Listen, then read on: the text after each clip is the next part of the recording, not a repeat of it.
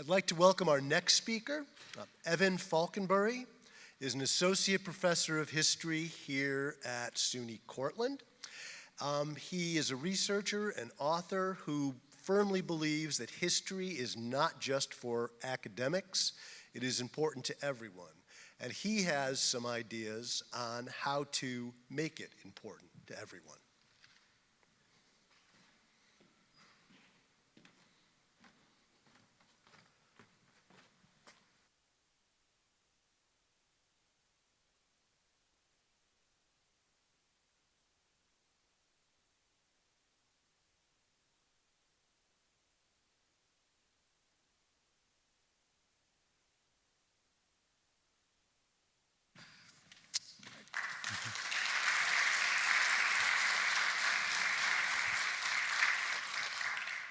Hi, everyone. So I'm going to start with a history lesson. Sorry. Class assignment. Who is this? Okay. So that the people across the world will be able to hear you one day, on the count of three, let's say her name together, okay? 1, 2, 3. Great. Harriet Tubman. Yeah. So I want to start my talk by talking a little bit about Harriet Tubman. So we've learned about her. She's one of the greatest Americans in our history that we can talk about and be proud of. We know a bit of her story. She was born in 1822, I should say around 1822. We're not exactly 100% sure. Enslaved in Maryland, but she escaped in 1849 and made her way to Philadelphia. She became an abolitionist, not in name only, not just with the words she spoke about ending slavery in America, but with her actions. Time and time again, she left the safety of Philadelphia up north, Canada, and kept going south to pull more and more people who were enslaved out of their enslavement and lead them north to where they could have a more free, fulfilling life. She became the most famous conductor of the Underground Railroad. She became known as the Moses of her people.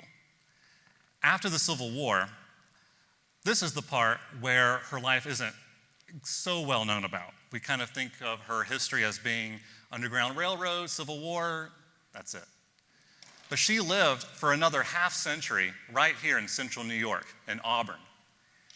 After the Civil War, she bought land, she settled in Auburn, and she led a fulfilling life where she was a suffragette, she was a community leader in Auburn, she ran a business, she opened a home for the aged where she cared for people who had nowhere else to go. She lived that way up until her death in 1913. So these are the facts we know about Harriet Tubman. We can learn these in books, researching online, but often what's missing is that emotional connection, or how I can see myself in her story. You know, we look pretty different.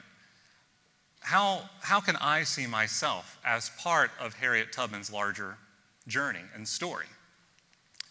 So that's where public history comes in. Public history is a class and a subject I teach here at SUNYCortland, and when I talk to my students on the first day of class, because they have to take my class if they're a history major, unfortunately, it's a requirement, the first thing I have to talk about is, what is public history? Why are you in this class? Why is it a requirement? Well, it's a revolutionary bombshell, okay, get ready. Public history is history out in the public.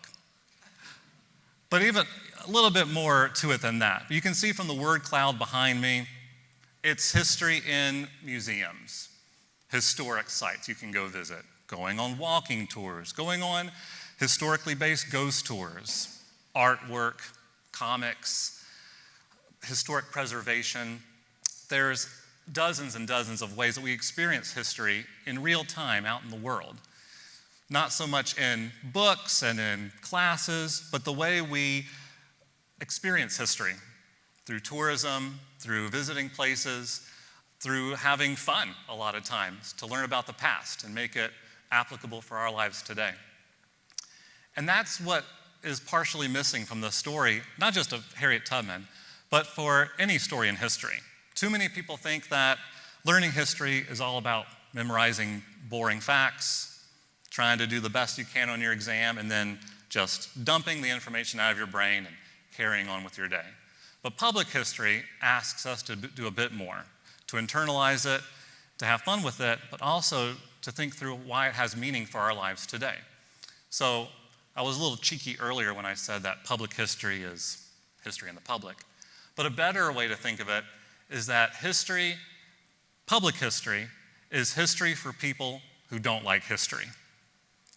Because you might talk to people and they say, oh, I didn't like history class, history was a boring subject, but they might like going to museums, they might like going, doing historically based things, they might like to go on a ghost tour, something like that. So people like history, or rather, they like public history.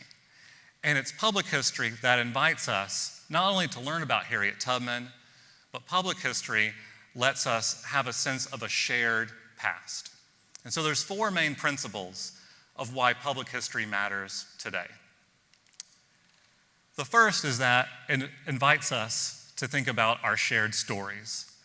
So the photograph behind me is of the Harriet Tubman home in Auburn. You can see the blue historic New York highway sign, and behind that sign, the white building, you can see that was the home for the aged that Harriet Tubman raised money for and operated for many decades. It's been restored. You can go there and you can tour it right now. So when you go there, you time travel.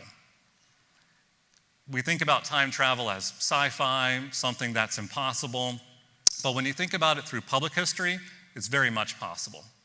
You can go there and you can relive, in a way, Harriet Tubman's life. You can learn from the folks who run the Harriet Tubman home. They're part of the AME Zion Church.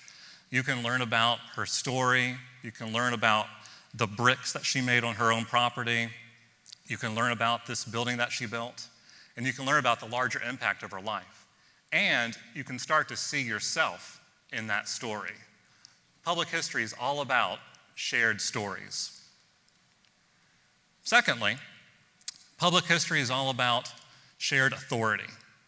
So the photograph behind me is of the old Thompson Memorial AME Zion Church in Auburn. It was operated through into the 1990s, but has since not been operational. The congregation moved. The church has since been purchased by the National Park Service and is being renovated. And it's going to open, hopefully later this year, as the newest national park. It'll be the Harriet Tubman National Historic Site. So right now, my intro to public history class, we're working with the Park Service to get the community out and engaged in this kind of project. So when a lot of historians write history, do history work, it's very sometimes isolated. It's a one-person show. You research in the archives, you write your book, so on. But public history, you can't do it that way. You can't be a one-person show. You have to share authority. So my class of 30 students, we're working with the Park Service. We're also working with the larger Auburn community to get people out in a couple weeks to come for an open house, kind of a sneak peek kind of deal, to look at the ongoing renovation at the church, to think about how they can see themselves as part of this new historic site. And we're asking people to bring in historical documents they might have saved through the years. Maybe church bulletins, old photographs of the church, that kind of thing, that can be used later down the line to tell the story. So in public history, we share stories and we share authority. We see ourselves in the past. The next way is through a shared identity. So behind me you can see the movie poster from the film Harriet that came out in 2019. Great film, big hit. I could have put up here as well an image of the new $20 bill. It's not out yet, upcoming, but Harriet Tubman's face will replace Andrew Jackson on American national currency. So we see ourselves as part of the story, as part of a shared identity. Public history allows for historical storytelling that allows us to do better in the world with a shared sense of who we are and where we're going. It's not just looking backwards, it's thinking about where we're at now, thinking about where we came from, and where we can go next. So we have shared stories, we have shared authority, we have a shared identity, and lastly, public history invites us into a shared past. So this image is from a mural painted a couple years back by Michael Rosado in Maryland, and you can see Harriet Tubman reaching through the wall, inviting us to go with her. There's no litmus test for who accompanies her on this journey. She's not going to ask you first, are you a Republican, are you a Democrat?